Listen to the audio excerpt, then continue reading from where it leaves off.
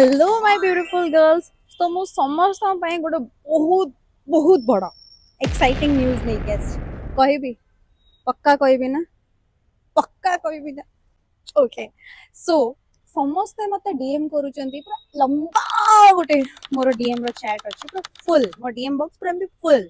कि Evershine store टा दीदी काहे की बंद कलो एक्चुअली रे एवरशाइन स्टोर टा ପାଇଁ ମୁଁ ଟିକେ ଇନଆକ୍ଟିଭ ହେଇଗଲି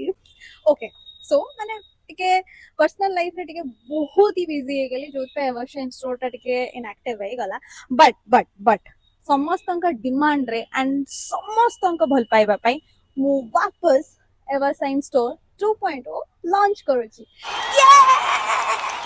यस ठीक सुनिला Evershine store 2.0 is going to be open soon